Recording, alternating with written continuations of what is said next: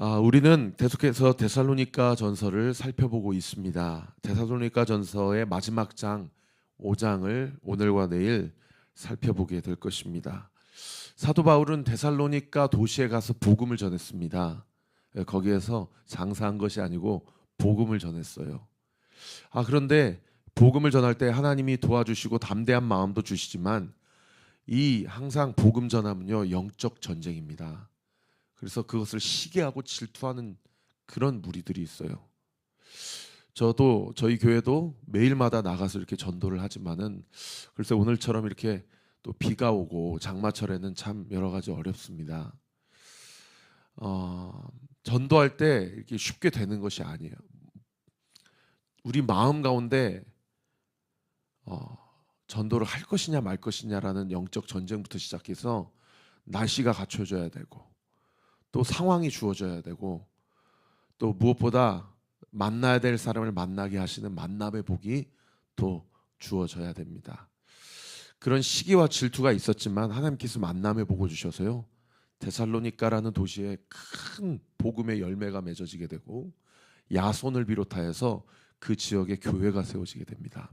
그러나 또 유대인들이 시기하고 질투해서 핍박하고 박해하고 로마 당국에 고발을 하게 돼서 데살로니가라는 도시에 3주밖에 머물지를 못하였습니다. 그래서 사도 바울이 복음을 전하기는 했지만 양육을 하지는 못했기 때문에 영적 아비의 마음으로 늘 이 아픈 손가락, 이 데살로니가 교회였어요. 자기의 영적 아들인 디모데를 보내서 그들이 복음을 잘 지키고 교회로 매주마다 모이고 그 신앙생활을 똑바로 잘하고 있는지 한번 좀 갔다 와라 라고 해서 디모데의 데살로니가를 보내는데, 디모데가 갔다 와서 고린도에서 잘 복음을 지키고 있을 뿐만 아니라 그들이 박해와 핍박 가운데서도 복음을 저버리지 않고 예수님 모른다고 부인하지 않고 그들이 신앙생활을 똑바로 잘하고 있다이다 라고 확인을 해준 것에 기뻐하면서 쓴 편지가 데살로니가 전서입니다. 1차적 목적이 이게 확인이 되었기 때문에 데살로니가 전서는 원래 3장에서 끝나야 되는데 4장과 오늘 보면 5장의 끝으로라고 하면서 당부를 하고 있는 것이 두 가지예요. 하나는 너희가 하나님의 은혜와 사랑 가운데서 어떻게 하면 하나님을 기쁘시게 할 수 있는지를 정말 상고하고 하나님을 기쁘시게 하는 삶을 살아야 된다라고 하면서 음란을 버리고 거룩함과 존귀함으로 살아야 된다라는 것을 당부하고 있는 본문이 어제까지 본문이었고요. 오늘 본문에서는 사도 바울이 재림과 관련해서 이야기하고 있는 그런 본문이에요. 재림하면 우리는 꼭 이단 사이비 사상들이 이 재림을 자기 마음대로 해석해 놨기 때문에 뭐 언제 재림이 올 것이다. 저 어렸을 때도 시한부 종말론이라고 그래서 다미선 교회가 생각나고, 또 신천지가 얼마나 요한계시록을 자기 마음대로 그렇게 주석을 해놨기 때문에 거기에 사람들이 몰려요. 그러니까 사람들이 이단에 몰리고 신천지에 몰리고 자기 성도들이 14만 4천 명이 되면은 주님 다시 오신다. 이만희가 부활하게 돼서 그렇게 영광의 영체로 바뀌어지게 된다. 이런 거에 영적으로 호기심이 발동하니까 이 정통 교단에서는 어떻게든 얘기를 안 하려고 하든지, 아니 얘기를 한다고 해도 별로 이렇게 재미가 없고 속 시원하지가 않고, 이단 사이비 사상이 이 재림과 관련해서 자기 마음대로 해석해서 거기에 말세가 될수록 영적으로 꾀임을 받아서 그렇게 모이게 되는 그런 아이러니, 참 안타까운 상황이 있게 된다라는 것입니다. 자, 그럼에도 불구하고 우리는 성경적으로 재림과 관련해서 하나님이 말씀하신 것, 그것을 믿고 또 하나님이 몰라도 된다라고 하시는 것은 아무리 영적 호기심이 작동을 한다 하더라도 그거는 믿음을 취하고 하나님이 몰라도 된다고 말씀하셨더니 알려고 하지 않는 것이 그것이 건강한 신앙의 자세구나 라고까지 취하는 것까지도 하나님이 보실 때 올바른 태도와 자세라고 볼 수가 있는 것이죠. 여러분 1절 말씀 보십시오. 형제들아, 때와 시기에 관하여는 너희에게 쓸 것이 없다. 여기 때, 크로노스, 시기, 카이로스, 시간의 헬라적 개념에서의 두 가지 어떤 개념을 동일하게 이야기하고 있어요. 크로노스, 지금 이 절대적 시간이죠. 1초 1초 가고 있는 이 시간들을 얘기하는 것이고요. 카이로스는요, 하나님이 정하신 그때 상대적 시간을 이야기하는 것입니다. 하나님이 시간의 스케줄을 짰던 크로노스든 카이로스든 그 시기와 때에 대해서는 너희가 알 것이 없다. 내가 너희에게 알려주고 쓸 것이 없다 라고 한 것은 사도 바울도 모르기 때문이고, 예수님이 몰라도 된다고 이야기하셨다라는 것을 그대로 순종하고 받아들인 결과라고 볼 수가 있는 것이죠. 실제로 마태복음 24장 36절에도 예수님이 뭐라고 말씀하셨습니까? 그 날과 그때는 아무도 모르나니 하늘의 천사도 모르고 심지어 아들도 모르고 자신도 모르신대요. 오직 누구만 아신다? 아버지만 아시느니라. 여러분, 예수님이 하나님이신데 왜 모른다고 하셨겠어요? 그분이 모르시겠습니까? 정확하게 주석하면 알려고 하지 않으신다라는 거죠. 몰라서 모르는 것이 아니고 무능해서 모르는 것이 아니라 성부 하나님만 아시고 그 시기를 결정하시고 실행하실 것이다. 나는 알지만 모른 척하고 알려고 하지도 않겠다라고 그렇게 결정하신 그런 본문이라고 볼 수가 있는 것이죠. 여러분, 아들도 알지 않기로 결정한 걸 우리가 뭐라고 알려고 합니까? 그것이 교만이고 그것이 하나님 앞에서의 반역이라는 겁니다. 그때와 시기가 언제인지 알지 못한다라고 얘기하셨으면 알려고 하지 않는 것, 그리고 누가 언제라고 얘기하면 그것이 이단 사이비 사상이구나 라고 그렇게 이해하는 것이 올바른 태도와 자세라는 거죠. 자, 그럼에도 불구하고 언제인지 정확히 알지 못하지만 그때는 이러한 일들이 일어날 것이다라는 여러 가지 징조를 성경에서 우리에게 가르쳐주고 있습니다. 오늘 본문만 국한해서 보면 두 가지 징조가 있다라고 얘기를 하고 있는데요. 2절에 보시면은 주의 날이 밤에 도둑같이 이르게 될 것이다 라고 얘기하고 있어요. 그 첫 번째 징조가 뭐예요? 도둑처럼 오게 될 것이다. 그런가 하면 두 번째로 3절에 보면 어떻게 오게 될 것이라고 이야기합니까? 임신한 여자에게 해산의 고통이 이름과 같이 이르게 될 것이다. 여러분, 도둑이 예고하고 도둑질하러 집안에 침투합니까? 그냥 갑자기 오는 것이죠. 여인이 해산할 때 어느 때 정확하게 알고 출산을 합니까? 그날이 갑자기 오게 되는 거예요. 두 가지 징조, 도둑처럼 임하게 될 것이다, 출산함과 같이 오게 될 것이다 라는 것은 갑자기 오게 될 것이고 피하지 못할 것이다 라는 것을 이야기하고 있는 그런 본문이죠. 그런 두 가지 징조를 통해서 우리에게 하나님께서 가르쳐주고 있는 두 가지 힌트가 있어요. 여러분, 오늘 본문 2절 상반절 한번 보세요. 주의 날, 이 주의 날이 그 심판의 날, 구원의 날을 이야기하는 것이거든요. 주의 날이 언제 도둑같이 이른다고 얘기하고 있습니까? 거기 동그라미 치세요. 밤에 온대요. 밤에. 이 밤은 낮과 밤을 이야기하는 크로노스, 물질적인 시간의 의미가 아니고요, 영적인 상태의 의미를 이야기합니다. 어떤 이야기예요? 영적으로 무감각할 때, 전혀 올 거라고 생각하지 못한 순간에 도둑처럼 임하게 될 것이다. 이게 첫 번째 힌트예요.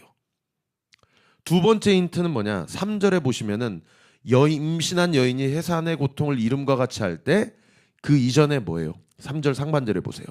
평안하다, 안전하다 할 그때에 라고 되어 있어요. 두 번째 힌트가 뭐예요? 오늘은 아닐 거야, 지금은 아닐 거야 라고 하는 그때가 주의 날, 심판의 날, 구원의 날이 될 것이라는 것입니다. 자, 정리해 보겠습니다. 재림의 때가 언제인지 알지 않는 것이 성경적 태도와 자세라는 것. 언제인지 알지 못합니다. 언제라고 얘기하면 그 사람이 이단입니다. 그런데 징조가 있대요. 두 가지 징조인데, 하나는 도둑처럼 임하게 될 것이고 또 하나는 여인이 해산하는 것처럼 그렇게 임하게 될 것이다. 정리하면 갑자기 올 것이다라는 거예요. 이 갑자기 온다는 두 가지 징조로 인해서 우리가 가질 수 있는 두 가지 힌트가 뭐라고요? 첫 번째, 주의 날 밤에 올 것이다. 다 영적으로 무감각해질 때 올 것이다. 두 번째, 평안하다, 안전하다. 오늘은 아닐 거야. 이날은 아닐 거야 라고 하는 그날에 오게 될 것이다 라고 이야기하고 있는 그런 본문이에요. 그러면 이 오늘은 아닐 거야, 지금은 아닐 거야 라고 이야기하는 사람들은 다 어디에 속한 사람들입니까? 밤에 속한 사람들이에요. 밤에 속한 사람들, 어둠에 속한 사람들. 지금 사도 바울이 우리를 뭐라고 얘기하는 거 아니? 5절 보세요. 너희는 다 빛의 아들이요 낮의 아들이라. 우리가 밤이나 어둠에 속하지 아니하였다.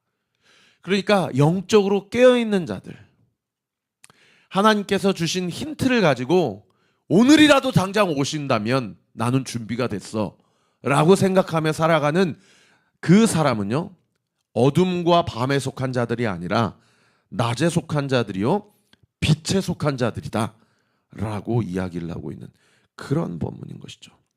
어둠과 밤에 속한 자들에게는 그날이 심판의 날이 될 것이고, 빛에 속하고 낮에 속하는 우리에게는 그날이 어떤 날이 됩니까?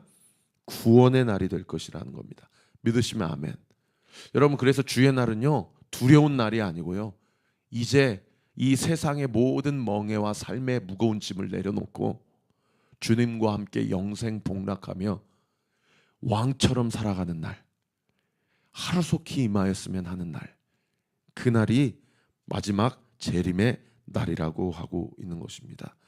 그래서 언제인지 모르지만 이러한 징조가 있게 될 것이고, 이러한 징조가 있을 때 영적으로 깨어있는 빛의 자녀들, 낮의 자녀들에게는 지금 사도 바울이 6절과 8절 말씀에 뭐라고 권면하고 있습니까?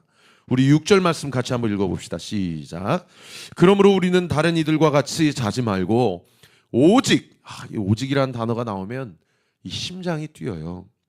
오직 깨어 무엇을 차릴지니라, 정신을 차릴지니라. 여러분 8절에도 보세요.